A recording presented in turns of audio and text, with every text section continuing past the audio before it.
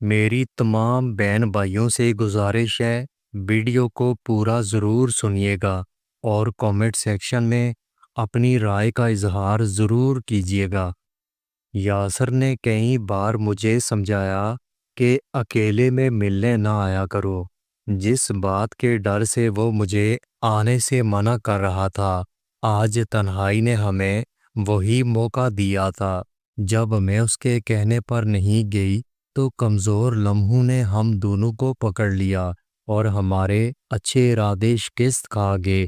پھر محبت کے نام پر میں اپنا سب کچھ لٹا بیٹھی۔ یہ ان دنوں کی بات ہے کہ جب ہمارے گاؤں میں بھی لڑکیوں کے لیے الگ اسکول نہیں تھا، لہٰذا مجھے تعلیم کے لیے اس واحد اسکول میں داخلہ لینا پڑا جس میں گاؤں کے لڑکے اور لڑکیاں ایک ساتھ پڑھتے تھے۔ میرے والد پٹواری تھے، ہم 4 بہن بھائی تھے۔ ایک بھائی مجھ سے بڑا تھا اور باقی 2 چھوٹے تھے۔ ان دنوں میری عمر 15 سال تھی۔ میری کلاس میں ایک لڑکا یاسر پڑھتا تھا جو بہت خوبصورت تھا۔ وہ کلاس کا سب سے طاقتور لڑکا تھا، اس لیے سب لڑکے اس سے ڈرتے تھے۔ وہ پہلوانی کرتا تھا اور کبڈی کا کھلاڑی تھا۔ اگرچہ وہ کوئی امیر نہیں تھا لیکن خوشحال ضرور تھا۔ لڑکوں کا لڑکیوں میں دلچسپی لینا ایک قدرتی امر ہے۔ جب میں 8ویں میں پڑھ رہی تھی تو ہمارے اسکول میں 2 لڑکوں نے داخلہ لیا، ایک نمبردار کا بیٹا اور دوسرا اس کا کزن تھا۔ پہلے یہ دونوں شہر میں اپنے رشتہ داروں کے ساتھ رہتے تھے اور وہاں ہی اسکول پڑھتے تھے، مگر پھر واپس وہ گاؤں آ چکے تھے۔ ان دونوں نے آتے ہی کلاس کا ماحول خراب کر دیا۔ لڑکیوں کو تنگ کرنا ان کا شوق تھا۔ جن لڑکیوں کے والد بااثر تھے ان سے وہ ذرا فاصلے پر رہتے تھے، لیکن غریب لڑکیوں کے پیچھے پڑ جاتے۔ ایسا انہوں نے میرے ساتھ بھی کیا تھا۔ جب انہوں نے دیکھا کہ میں کسی سے بات نہیں کرتی، سب سے الگ رہتی ہوں، تو انہوں نے مجھے مذاق کا نشانہ بنانا شروع کر دیا۔ میں ان کی حرکتوں سے بہت پریشان رہنے لگی اور کبھی کبھی رو دیتی۔ نمبردار کے بیٹے کا کزن تھانے دار کا بیٹا تھا، اس لیے بہت اکڑ میں رہتا تھا۔ جب ان دونوں نے مجھے بہت تنگ کرنا شروع کر دیا تو میں نے سوچا کہ میں اسکول جانا چھوڑ دوں۔ پھر خیال آیا کہ میں 9ویں جماعت تک پہنچ چکی ہوں، میٹرک کا صرف 1 سال باقی ہے۔ اس موقع پر تعلیم چھوڑ دینا میری زندگی کے لیے نقصان دہ ہوگا۔ میں نے اپنے والد کو بھی کچھ نہیں بتایا، بس خاموشی سے سب برداشت کرتی رہی۔ اسی ذہنی دباؤ کے باعث میرے امتحان بھی خراب ہو گئے۔ میں ہمیشہ اچھے نمبر لاتی تھی، لیکن اس سال پریشانی سے میرے نتائج پر اثر پڑا تھا۔ جب ان دونوں نے دیکھا کہ میں کسی بھی صورت ان کی طرف متوجہ نہیں ہو رہی، تو انہوں نے سازش کی کہ چھٹی کے بعد جب میں گھر جا رہی ہوں گی تو وہ مجھے اغوا کر لیں گے۔ میں اگلے دن اسکول نہیں گئی، مگر کب تک چھپتی پھرتی۔ جب میں زیادہ چھٹیاں کرنے لگی تو یاسر ہمارے گھر آیا، کیونکہ وہ میرے بھائی سے سلام دعا رکھتا تھا۔ اس نے مجھے بلا کر پوچھا، تم آج کل اسکول کیوں نہیں آ رہی؟ پہلے تو میں خاموش رہی، لیکن جب اس نے اصرار کیا تو میں رونے لگی۔ میں چاہتی تھی کہ میرے بھائی کو پتہ نہ چلے، اس لیے یاسر سے گزارش کی کہ وہ کسی سے اس بات کا ذکر نہ کرے۔ میں نے کہا کہ مجھے میری سہیلی نے بتایا کہ وہ دونوں لڑکے مجھے اغوا کرنا چاہتے ہیں، اس لیے میں اسکول نہیں جا رہی۔ یاسر نے مجھے دلاسا دیا، کہنے لگا ڈرو مت، ہم تمہاری حفاظت کریں گے، تم کل سے اسکول آنا۔ اس کی بات نے مجھے حوصلہ دیا۔ اس دن سے مجھے حمید سے محبت ہو گئی۔ اب جب میں اسکول جاتی تو اس کے تصور میں کھوئی رہتی۔ میٹرک کے سالانہ امتحان قریب آ چکے تھے۔ میرا دل بہت پریشان تھا، کیونکہ میٹرک کے بعد ہمیں جدا ہونا تھا۔ اس کے بعد نہ میں یاسر سے مل سکتی تھی، نہ وہ مجھ سے مل سکتا تھا۔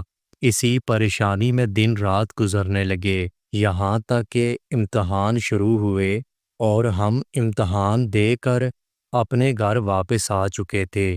اب ہم نے اسکول جانا چھوڑ دیا تھا۔ اب یاسر تو کبھی کبھار گاؤں میں نظر آتا تو میں اس کی ایک جھلک دیکھ لیتی، مگر اس سے بات کرنے کو ترسنے لگی۔ دل سے مجبور ہو کر میں نے اس کی بہن سے دوستی کر لی اور اس بہانے ان کے گھر جانے لگی۔ یاسر سمجھ گیا کہ میں صرف اس کی ایک جھلک دیکھنے آتی ہوں۔ وہ ایک محتاط لڑکا تھا۔ وہ نہیں چاہتا تھا کہ میری وجہ سے میری کوئی بدنامی ہو۔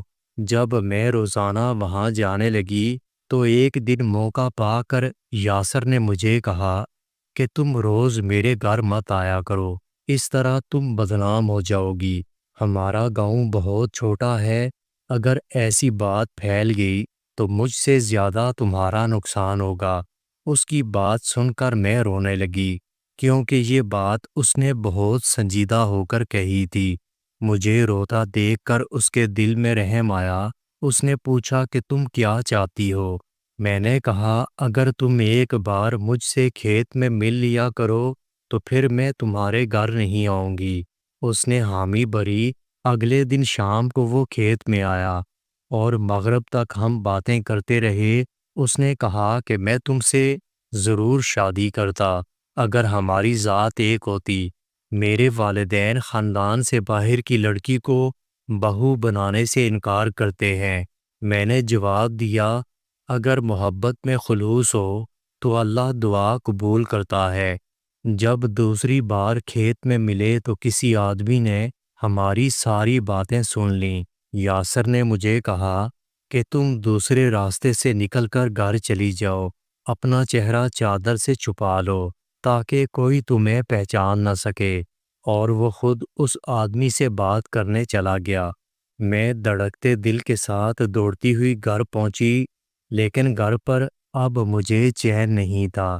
میں جاننا چاہتی تھی کہ وہ کون تھا جس نے ہماری بات سنی تھی۔ کیا خبر وہ میرے والد کو سب بتا دے۔ اگلے دن میں اپنی سہیلی سے ملنے کا بہانہ کر کے یاسر کے گھر چلی گئی۔ اتفاق سے اس کی ماں اور بہن گھر پر موجود نہیں تھے۔ یاسر گھر پر اکیلا تھا۔ اس نے کہا کہ میں نے تمہیں منع کیا تھا ایسے گھر مت آیا کرو، پھر تم کیوں آئی ہو؟ میں نے کہا کہ مجھے چین نہیں آ رہا تھا، میں صرف یہ جاننا چاہتی ہوں کہ گاؤں کے کس آدمی نے ہماری بات سنی تھی۔ یاسر نے تسلی دیتے ہوئے کہا وہ میرا دوست ہے، کسی کو کچھ نہیں بتائے گا۔ اب تم سکون سے گھر چلی جاؤ۔ مگر میں اپنے گھر نہیں آئی، میں وہاں بیٹھی رہی کیونکہ میرا دل اس کے پاس سے اٹھنے کو نہیں چاہ رہا تھا۔ تنہائی ایک طاقت ہوتی ہے جو دلوں کو قابو میں لے لیتی ہے۔ جس بات کے ڈر سے وہ مجھے آنے سے منع کر رہا تھا، اور آج تنہائی نے ہمیں وہی موقع دے دیا تھا۔ جب میں اس کے کہنے پر نہیں گئی تو کمزور لمحوں نے ہم دونوں کو پکڑ لیا اور ہمارے اچھے ارادے شکست کھا چکے تھے۔ تنہائی کے وار سے پریشان یاسر نے کہا کہ اب تم نے محبت کے نام پر اپنا سب کچھ لوٹا دیا، اسی لیے بزرگ ایسی باتوں سے منع کرتے ہیں۔ یہ جو ہوا اچھا نہیں ہوا۔ دیکھو میں تمہیں اسی لیے روکتا تھا، اب نقصان تمہارا ہوا کیونکہ خسارے میں عورت زیادہ رہتی ہے۔ میں چپ چاپ بیٹھی رہی۔ مجھے اندازہ نہیں تھا کہ یہ خسارہ واقعی ہو جائے گا اور جذبات کے ہاتھوں ہم محبت کے پاکیزہ چہرے کو ایسے داغدار کر بیٹھیں گے۔ خیر اب کیا ہو سکتا تھا؟ کاش میں یاسر کا کہنا مان لیتی اور تنہائی میں اس کے پاس نہ بیٹھی رہتی۔ میں بہت مشکل سے چلتی ہوئی اپنے گھر واپس آئی تھی۔ دن رات اسی پریشانی میں گزرنے لگے کہ اچانک پتہ چلا کہ میرے والد کا ٹرانسفر ہو گیا ہے۔ اب ہمیں یہ گاؤں چھوڑ کر جانا تھا۔ اس خبر نے میرے ہوش اڑا دیے۔ میرے والد کو نئی جگہ پسند آئی، انہوں نے زمین خریدی اور ہم وہاں آباد ہو گئے۔ دوستو اگر آپ کو ویڈیو اچھی لگی ہو تو اس ویڈیو کو لائک اور میرے چینل کو سبسکرائب ضرور کیجیے گا۔ اپنا بہت سارا خیال رکھیے گا۔ ملتے ہیں اگلی ویڈیو کے ساتھ۔